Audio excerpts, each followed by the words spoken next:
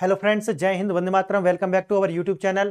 Friends, defence के sector में एक बहुत बड़ा जो डेवलपमेंट है वो हुआ है। और ये जो डेवलपमेंट है, आज आप ये न्यूज़ सुन करके या ये जो विश्लेषण है इसे सुनने के बाद में आपका जो सीना है वो गर्व से जो है वो चौड़ा हो जाएगा। क्योंकि क्योंकि आज मैं आपको जो बताने वाला हूं वो आपको बहुत प्रसन्नता देने वाला है। और मैं आपको ये बताऊंगा वो है, आप चाइना का एक जो मिसाइल सिस्टम है वो है PL-15। और ये जो PL-15 है ये माना जाता है कि अब ये दुनिया का जो है एक ऐसा सिस्टम था जिसका नो एस्केप जोन जो है वो बहुत ज्यादा है। क्लियर? मैं आपको इसकी टेक्निकल वर्ड जो है वो भी समझाऊंगा, लेकिन आज जो मैं आपको बताऊंगा उसे आप देखिए। जो PL-15 है उसका जो नो एस्केप जोन है वो बहुत ज्यादा है, लेकिन ऐसा मानते हैं और मानते नहीं, ऐसा था कि भारत के पास इसके एवज में यकल करने के लिए हमारे पास में किसी भी तरीका का कोई जो डिफेंस सिस्टम था नहीं, या कहो कि इसको काउंटर करने के लिए हमारे पास में उसी तरीका का जो वीपन होना चाहिए वो था ही नहीं। लेकिन हमारे पास जो था, हम जिस पर कार्य कर रहे थे या जिससे हम इसको काउंटर करने का प्रयास कर रहे थे एक तरीका से, वो एक बहुत ही ज्यादा वीक मानी है। आप वीक क्यों कह रहा हूं?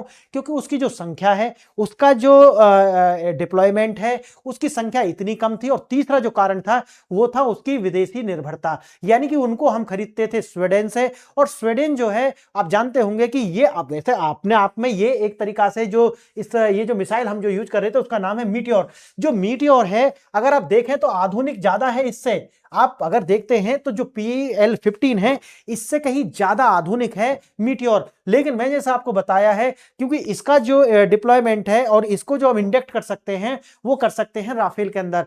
और भारत में अगर आप देखते हैं तो इसकी जो संख्या है हमारे पास में ज्यादा है नहीं। 10 ने जो है इसके साथ, क्योंकि हमारे पास जब था नहीं तो हमें क्या करना पड़ता, इससे काम चलाना था। लेकिन अब हमने भारत में स्वदेशी निर्मित कर लिया है, उसका नाम है अस्त्रा मार्क III। और ये जो है वो चाइना को चाइना की भाषा में जवाब देने के लिए पर्याप्त है। आज मैं आपको बताऊंगा कि किस प्रकार से जो है हमारे पास में अस्त्र तृतीय जो है वो चाइना की PL-15 से कहीं ज्यादा उन्नत है। और जो हम मीटियोर यूज कर रहे थे उसकी जितनी भी खामियां थी उसको हमने दूर किया, और अपना जो है हमने दीर्घकालिक को ध्यान में रखते हुए हमने जो है अपना डेवलप कर लिया है ये मिसाइल सिस्टम। आज आपको मैं यही बताऊंगा। अब देखते हैं कि पहले जो है हमलावर को फायदा होता है। आप ये जानते होंगे कि जो एग्रेसिव है, ये जो पहले अटैक करेगा फायदा उसको होगा, ये माना जाता है डिफेंस के सेक्टर में ऐसा ही। लेकिन भारत के पास में ऐसा कुछ था नहीं कि हम इसका जो है जवाबी हमला दे सकें। पुरानी जो हमारे पास पहले जो चलते थे वो थे R-77, जो कि रूस की तकनीक पर आधारित थे।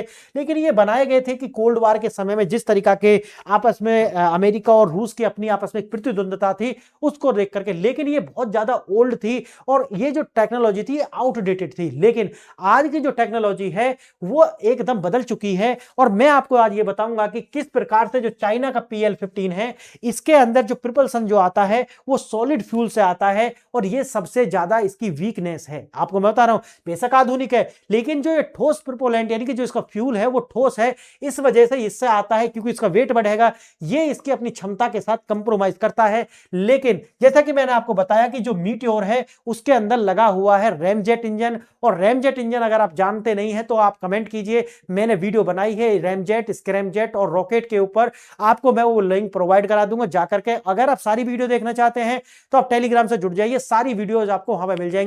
तो ये जो रैमजेट इंजन है, बस इतना आपको बता दूं कि उसके लिए उसके अंदर क्या होता है कि इस तरीका का इंजन होता है। रैमजेट इंजन जो है वो इस तरीका का है कि उसके अंदर मूविंग पार्ट्स नहीं होते, बल्कि क्या होता है कि वो जो ऑक्सीजन है अपने जो कंबशन के लिए वो अपने आसपास से ही ऑक्सीजन कैरी करके, उसके पास जो वेट है वो कम होता है। इसीलिए वो उसकी जो मारक क्षमता है या उसकी जो स्पीड है वो 5+ यानी कि हाइपरसोनिक मिसाइल अगर बनानी है तो आप समझिए, या हाइपरसोनिक जेट बनाने हैं तो उसमें यूज होने वाला है रैमजेट और स्क्रैमजेट इंजन। यानी कि रैमजेट जो है वो सबसोनिक है और स्क्रैमजेट जो है वो हाइपरसोनिक। और हाइपरसोनिक जब मैं बोलता हूं तो 5+ मैक से जाकर के 20-25 मैक तक की जो स्पीड है वो सब हाइपरसोनिक में आती है। और हाइपरसोनिक जो होते हैं उनको डिफेंड करने के लिए या उसको रोकने के लिए पूरी दुनिया में अभी तक किसी के भी पास में किसी भी तरीका का कोई डिफेंस सिस्टम नहीं है, याद रखिए। क्लियर? आते हैं, देखते हैं टॉपिक क्या है। अब बात आती है कि जो युद्ध है उसको देखते हुए भारत ने इस PL-15 जो है उसका जो जवाब है वो स्वदेशी और आत्मनिर्भरता से ढूंढ लिया है। क्या है, पहले जैसे मैंने बताया कि पहले चलती थी R-77 और ये पुराने दौर की थी, आउटडेटेड थी। अब इसको जो है ये 1990 में वही कोल्ड वार वाला जो समय था उससे पहले बनाई गई थी, 2010 तक ये यूज होती रही। लेकिन उसके बाद में हमने जो है मीटियोर जो है वो स्वीडन से खरीदी, और स्वीडन से खरीदी तो मैंने बताया कि एक तो उसका जो है अपने देश में निर्माण नहीं हो रहा है, तो एक तो ये वीकनेस है, और दूसरा क्या है कि उसकी जो संख्या है वो बहुत ही ज्यादा कम थी। ये जो है बहुत बड़ी हमारी जो वीकनेस थी, हम उसको उस संख्या में जो है डिप्लॉय नहीं कर पाए जिस तरीका से जो चाइना की अपनी बना रहा है, तो उसने उसकी जो संख्या है वो बहुत ज्यादा है।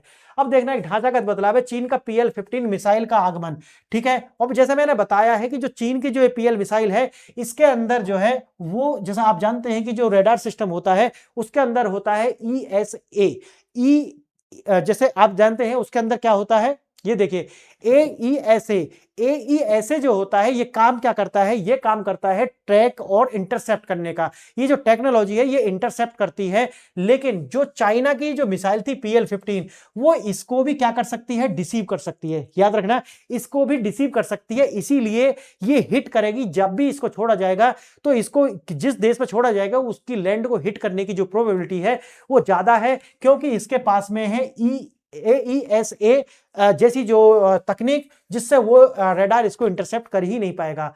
अब है टू वे डेटा लिंक, जो है ये मैं अभी आपको बताने वाला हूं। आगे है बहुत लंबी काइनेटिक पहुंच, यानी कि लॉन्गर रेंज जो है इसके पास है।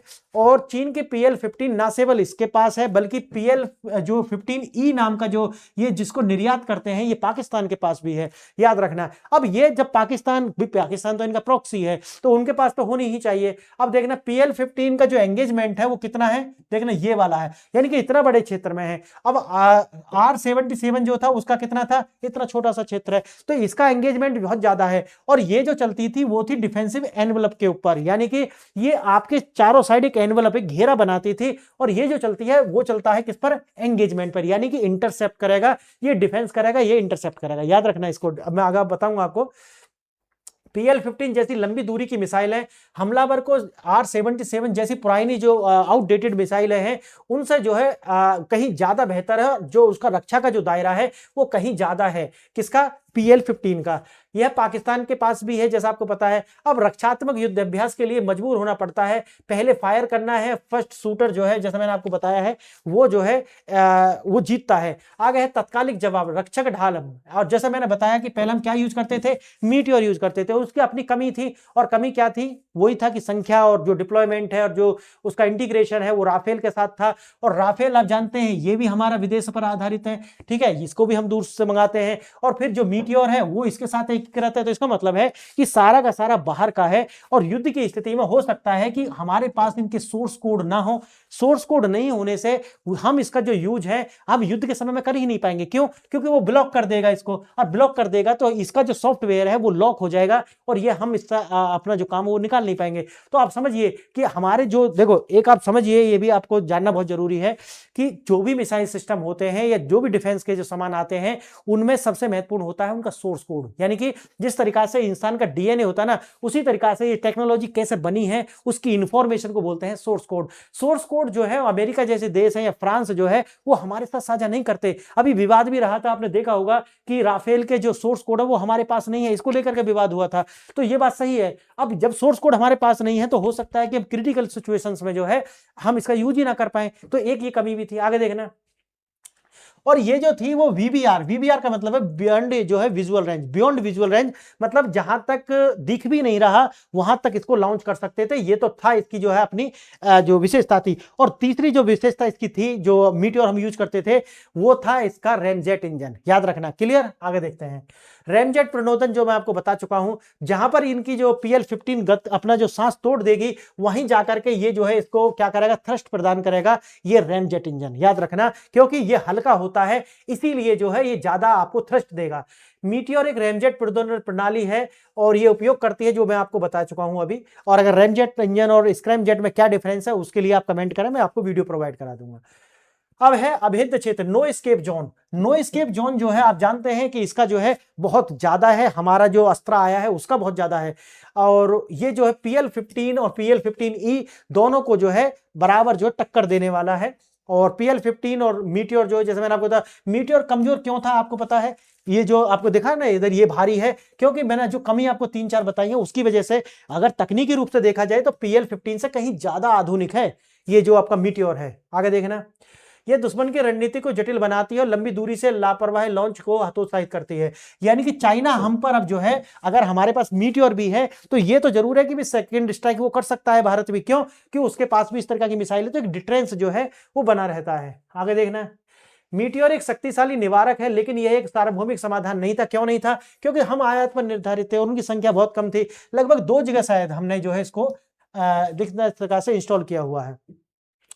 यह केवल सीमित संख्या में थे और जो इनको जहां पर इनको इंडक्ट किया जाना था, जिसके साथ इंटीग्रेट भी किया जाना था, वो भी हम दूसरे देशों पर आधारित थे। और सप्लाई चेन जो है वो हमारे लिए सबसे बड़ी बाधा थी। और सप्लाई चेन में भी जैसे मैंने आपको बताया है कि इनकी आपूर्ति ही नहीं हो पाती थी भारत के लिए। आगे देखना, तलवार के रूप में ये काम नहीं आते थे, लेकिन बात वही आती है कि मीटियोर जो है एक ढाल की तरह थे, तलवार की तरह नहीं थे। यानी कि जब आपको कोई मारेगा तो आप बचाव कर सकते हैं, आप उसको तलवार की तरह यूज नहीं कर सकते। क्यों? क्योंकि संख्या ही नहीं है हमारे पास में। इसलिए समानता का औद्योगिकरण, भारत की दीर्घकालिक उत्तर समानता का आयात करने में नहीं है, बल्कि अगर समानता स्थापित करनी है तो हमको आत्मनिर्भर बनना पड़ेगा और अपनी जो प्रौद्योगिकरण है उस पर हमें निर्भर होना पड़ेगा। असली चुनौती क्षमता को बढ़ाना है और एक मिसाइल डिजाइन और उत्पादन जो है उसको हमें बढ़ाना, और उसी के लिए आती है क्या? अस्त्र तृतीय। अस्त्र तृतीय जो है इन दोनों का जो जवाब है, यानी कि जो हमारा मीटियोर है उसको भी और जो आपका चाइना का PL-15 है उसको, दोनों को जो है बैलेंस करेगा और दोनों के गुण इसमें आपको देखने के लिए मिलने वाले हैं। ठीक है, तकनीकी रूप से ज्यादा उन्नत है और नेक्स्ट जनरेशन की ये जो तकनीक पर आधारित मिसाइल है। आगे देखना, उन्नत है, इसके पास में भी बताया मैंने, एडवांस सीकर्स इसके पास भी हैं, जो मैंने आपको बताया कि ये भी जो है जो डिफेंस सिस्टम है उसको क्या कर सकती है? कंफ्यूज कर सकती है, या ये वो जो डिफेंस सिस्टम है वो इसको इंटरसेप्ट नहीं कर पाएगा। आगे देखना, विशिष्ट क्षमता इसमें जो है बहुत ज्यादा व्यापक है, इसकी जो कैपेबिलिटी है बहुत ज्यादा विशिष्ट है और इसका जो बात है व्यापक क्षमता के साथ साथ इसका मास प्रोडक्शन भी हम कर सकते हैं क्योंकि हम आत्मनिर्भरता है इसलिए। आगे देखना, गति के रूप में सामरिक सुरक्षा जो हमें मिल जाएगी। बात वही है, संयुक्त चीन पाकिस्तान मिसाइल जो है उनके पास में ये सारा कुछ है, इसका नेटवर्क है। अब अस्त्र जो है जब हमने बनाया है तो हमारा स्वनिर्मित है, इसलिए उसका जो टोटल प्रोडक्शन जो है वो बहुत ज्यादा हम कर सकते हैं और ये हमें बैलेंस कर पाएगा। और पूरे भारत में देखना, हमें स्ट्राइक की क्षमता सिर्फ डिफेंस की नहीं, आप समझ रहे हैं ना, हमें वो सिर्फ प्रोटेक्ट नहीं करेगा, ढाल नहीं बनाएगा, बल्कि तलवार बनाएगा। देखना, भारत में हर जगह इसको डिप्लॉय करेंगे और चाहे जहां पर भी हम मार कर सकते हैं। भंडार का वो ये स्टॉक पिल जो है वो हमारे पास हो जाएगी क्योंकि सप्लाई चेन जो है हम उसके लिए दूसरे पर निर्भर नहीं रहेंगे। स्वतंत्रता होगी और वो जो स्वतंत्रता है वो जियोपॉलिटिकल जो डिसरप्शन है उससे भी हमें स्वतंत्रता प्रदान करती है। आज की ढाल है कल की तलवार, वही होता है कि आज जो हमारे पास ये ढाल थी मीटियोर के रूप में, कल हमारी जो तलवार है वो आएगी अस्त्र तृतीय के रूप में। राफेल की मीटियोर एक समय में जो हमारे क्या थे, सिर्फ ढाल थे। अब हमारे पास जब अस्त्र आ जाएगा तो उसको जो है हम इंटीग्रेट करेंगे अपने जो विमान है उनमें, और धीरे धीरे आप देखोगे इंटीग्रेशन जो है उसे करने के बाद भारत एक तरीका से वहीं पर आकर के खड़ा हो जाएगा कि 1 to 1 हम चाइना से जो है वो कर पाएंगे और चाइना को चाइना की भाषा में जवाब दे पाएंगे। फ्रेंड्स, आज का वीडियो आपको कैसा लगा बताइए। आपने वीडियो यहां तक देखा इसके लिए धन्यवाद। नमस्कार।